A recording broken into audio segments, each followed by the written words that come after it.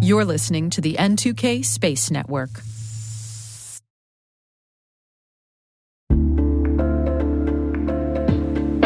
What's the common denominator in security incidents? Escalations and lateral movement.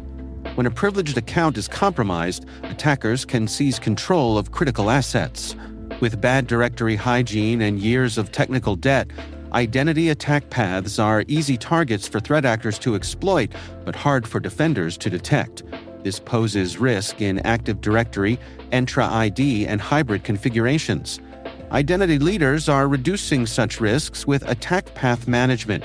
You can learn how attack path management is connecting identity and security teams while reducing risk with Bloodhound Enterprise, powered by SpecterOps. Head to specterops.io today to learn more. SpecterOps, see your attack paths the way adversaries do.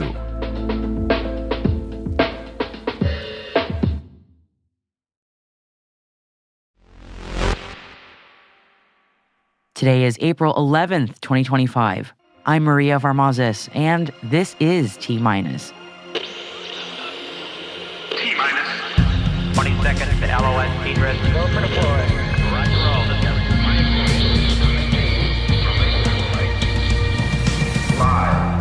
ESA has signed a €61 million contract with Altec for training, logistics, and operations support services for the ISS and future exploration missions. 4. VAST has signed an agreement with CASIS to support scientific research through the ISS National Laboratory. 3.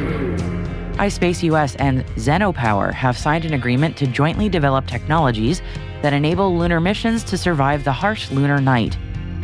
2. Privateer Space has announced a strategic investment from Far Eastern Group.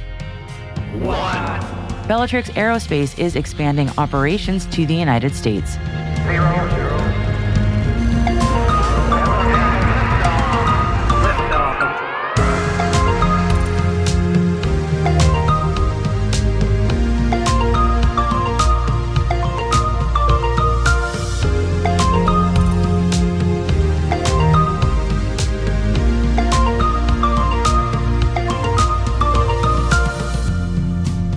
And today we have the weekly space traffic report from our partners at nasaspaceflight.com.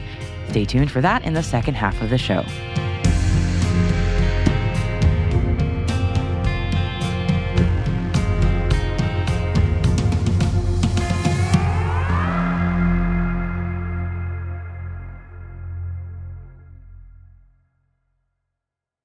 Happy Friday, everybody. I am back home after a whirlwind space symposium. Hope all of you in transit or back home have a restful one today. On with our intel briefing. We're starting off things with news out of India. Bengaluru-based Bellatrix Aerospace has announced expansion of operations to the United States. The company unveiled plans to set up a propulsion systems manufacturing unit in Delaware to cater to the U.S. market. Bellatrix has hired Chris McDonald as its vice president to lead its U.S. operations.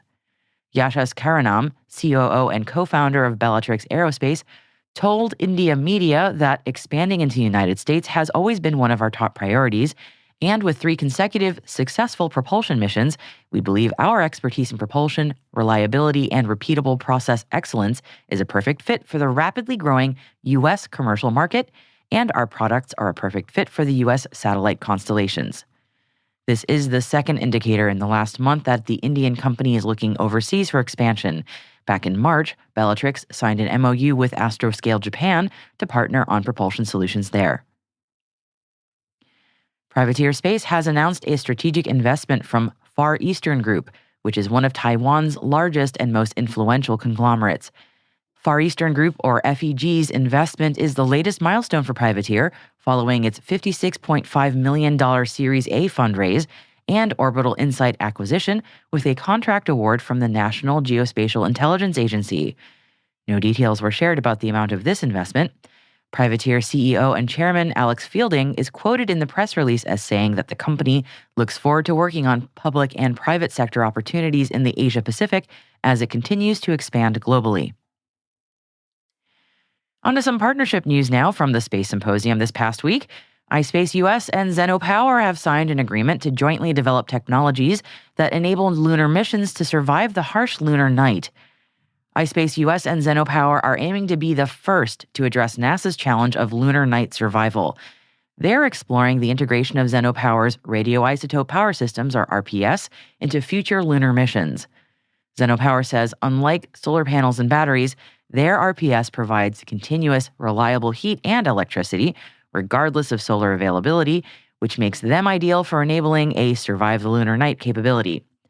The companies are targeting a demonstration mission as early as 2027 to validate this capability on the lunar surface. VAST has signed an agreement with the Center for the Advancement of Science in Space, better known as CASIS, to support scientific research through the International Space Station National Laboratory.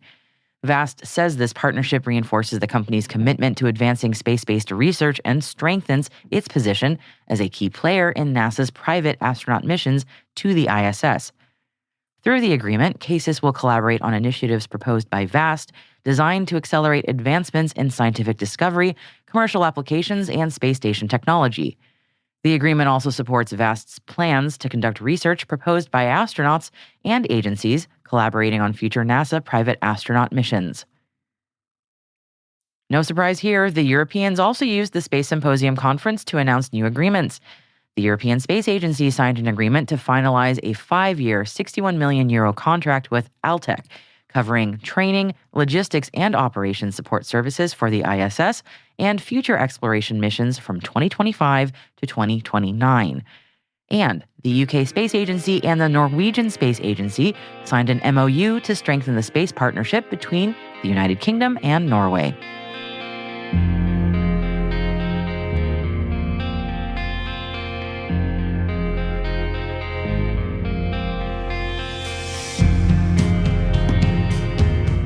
That concludes a busy week of intel briefings for you.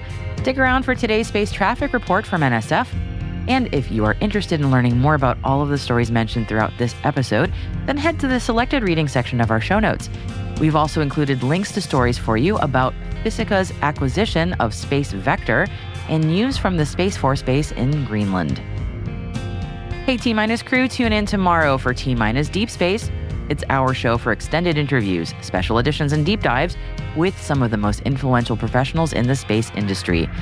And tomorrow, we have Leslie Kahn and Cass Cameron from the Space Foundation talking about the Q1 Space Report.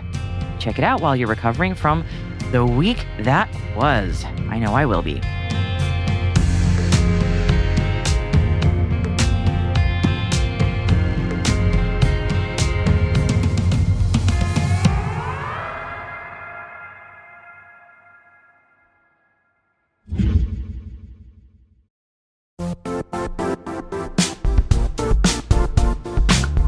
Secure access is crucial for U.S. public sector missions, ensuring that only authorized users can access certain systems, networks, or data. Are your defenses ready? Cisco's Security Service Edge delivers comprehensive protection for your network and users. Experience the power of zero trust and secure your workforce wherever they are. Elevate your security strategy by visiting cisco.com/go.sse. That's cisco.com/go/sse.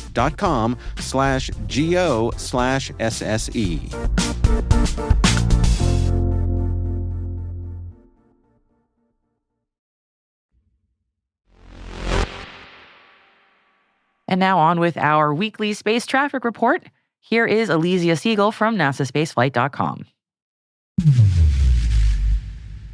I'm Elysia Siegel for NSF, and this is your weekly space traffic report for T-Minus Space. Starting off the week, we had the launch of a Falcon 9 from Florida on April 6th at 3:07 UTC, carrying a batch of 28 Starlink V2 mini satellites into orbit. The first stage for this mission was flying for a 19th time, and it successfully landed on SpaceX's drone ship Just Read the Instructions. From the other coast, we had another Starlink launch, but this one from Foggy Vandenberg. Liftoff took place on April 7th at 23:06 UTC, with a batch of 27 Starlink V2 mini satellites heading into low Earth orbit. While the fog occulted the views of the rocket while on the ground, the booster had no soot on this one because it was brand new. This was yet another freshly introduced booster for SpaceX's West Coast booster fleet. After its successful landing on SpaceX's drone ship Of Course I Still Love You, it can now continue onto its next launch. With the two Starlink Starlink launches this week, SpaceX has now launched a total of 8,254 Starlink satellites into orbit, of which 1,038 have re-entered and 6,496 have moved into their operational orbit. A few hours later, from Kazakhstan, we had the launch of a Soyuz crew to the International Space Station. Liftoff of the Soyuz MS-27 mission took place on April 8th at 5:47 UTC from Site 31-6 at the Baikonur Cosmodrome. On board Soyuz MS-27 were Commander Sergei Ryzhikov and Flight Engineer Alexei Zubritsky, both Roscosmos cosmonauts, and Flight Engineer and NASA astronaut Johnny Kim. Both Zubritsky and Kim are rookies, with this being their first flight into space, while Ryzhikov is making his third flight into space on this mission. The trio docked to the ISS about 3 hours after launch, docking to the Prishal module at 8:57 UTC. Soyuz MS-27 and its crew will spend approximately 8 months on the station and are scheduled to return no earlier than December 8th. This is the first planned flight of Soyuz that's slated to spend 8 months on station, as previous missions often stay just 5 to 7 months on average. The reason for this is because Russia now wants to reduce the cadence of its flights to the station as a money-saving measure, going from 2 flights every year to now 3 flights every 2 years. With the Soyuz MS-27 crew on board the ISS, the crew of Soyuz MS-26 can now return home. Roscosmos cosmonauts Alexei Ovchinin and Ivan Wagner, as well as NASA astronaut Don Pettit, will undock from the Rosviet module on April 19th at 21:57 UTC. Their landing on the steppes of Kazakhstan should happen a few hours later on April 20th at 1:17 UTC. This week we also had the launch of a Changzheng 3B rocket from Xichang on April 10th at 16:47 UTC. The rocket was carrying the Tongxian Jisoo Xi'an 17 satellite into a geosynchronous transfer orbit. This is a classified satellite for the Chinese government, claimed to be for testing of multi-band high-speed satellite communication technologies. Going into next week, we'll have quite a few launches, including a couple of Starlink launches from the Cape and a couple of Starshield launches from Vandenberg. This past week, ULA tried to launch the first operational flight of Amazon's Project Kuiper on its Atlas V rocket, but unfortunately the weather led to a scrub on the last attempt this past Wednesday. The launch has been rescheduled for next week, so hopefully Atlas will have more luck with the weather by then. Next week, we'll also have the return of the Minotaur rocket. Yes, the banana-peeled Peacekeeper missile-based rocket with the launch of the NROL-174 mission from Vandenberg. That one jumps off the pad lickety-split, so keep your eyes peeled for that. And also next week in space traffic, we'll have the next launch of New Shepard, NS-31, carrying an all-female passenger flight. NS-31 will include celebrities Gayle King and Katy Perry, and even Jeff Bezos' own fiancée, Lauren Sanchez. It's definitely going to be quite the showing of girl power. As you probably know, if you want to stay on top of all of these upcoming events, you can use NSF's Next Spaceflight app and website to stay on track. On our app, we've also recently introduced a flight simulation feature in partnership with Flight Club, so you can check out the rocket's flight path and if it might be visible from your area. The app is free to download, so give it a try and tell us how it goes. We appreciate all of the feedback. I'm Alicia Siegel for NSF, and that's your weekly space traffic report. Now back to T-Minus Space.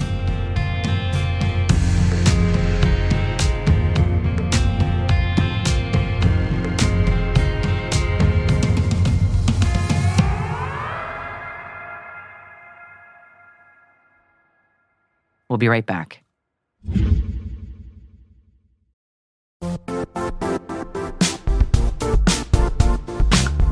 Are you frustrated with cyber risk scores backed by mysterious data, zero context, and cloudy reasoning? Typical cyber ratings are ineffective, and the true risk story is begging to be told. It's time to cut the BS. Black Kite believes in seeing the full picture with more than a score, one where companies have complete clarity in their third-party cyber risk using reliable, quantitative data. Make better decisions. Reduce your uncertainty. Trust Black Kite.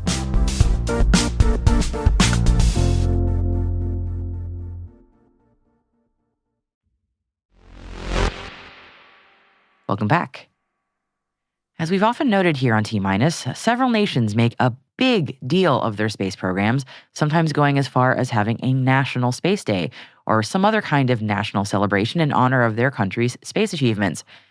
So on that list of countries that have a designated National Space Day, the United States, first footprints on the moon, United States, NASA, United States, that one. Does it have a National Space Day? Sure, we have commemorations of big anniversaries that may get noted by those of us who are all already very into space, but nothing really on a broader scale that involves the general American populace, right? Well, actually, and I love when I get to say that, we do, in fact, have a National Space Day in the United States, kinda. Quick quiz for my fellow Americans, though. Do you actually know when that is? No, I didn't either. Yeah, no surprise there. This is where things get a little confusing, but hang on here. International Space Day has been around since 1997, and I have to admit I also missed that memo. In any case, the first Friday of every May is International Space Day. And coincidentally, every year, the United States legislators say, hey, you know that International Space Day? Maybe we'll just use that as our National Space Day in the United States. So this year, that day falls on May 2nd. And yes, in some years past, we have been lucky enough to get an official space day when we can say, may the 4th be with you and also with you. One day soon, though, it might be worth having the conversation at some point about letting International Space Day stand on its own, given how much the global space industry is taking off, if you'll indulge the pun.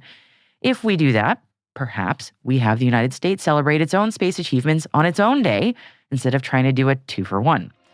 We do in the United States have a July 20th as the United States Space Exploration Day. Did you know that?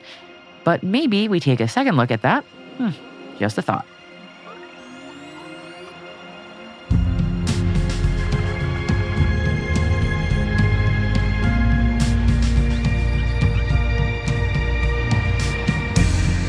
That's it for T-Minus for April 11th, 2025. Brought to you by N2K Cyberwire. For additional resources from today's report, check out our show notes at space.n2k.com. We'd love to know what you think of this podcast. Your feedback ensures that we deliver the insights that keep you a step ahead in the rapidly changing space industry. If you like the show, please share a rating and review in your podcast app. Please also fill out the survey in the show notes or send an email to space@n2k.com. We're privileged that N2K Cyberwire is part of the daily routine of the most influential leaders and operators in the public and private sector, from the Fortune 500 to many of the world's preeminent intelligence and law enforcement agencies. N2K makes it easy for companies to optimize your biggest investment, your people. We make you smarter about your teams while making your team smarter. Learn how at n2k.com. N2K senior producer is Alice Carruth. Our producer is Liz Stokes. We are mixed by Elliot Peltzman and Trey Hester, with original music by Elliot Peltzman. Our executive producer is Jennifer Iben. Peter Kilby is our publisher, and I am your host, Maria Varmazis. Thanks for listening. Have a fantastic, restful weekend.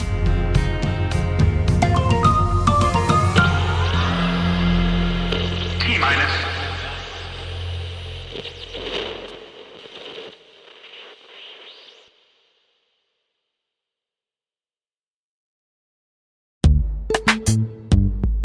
Looking for a career where innovation meets impact?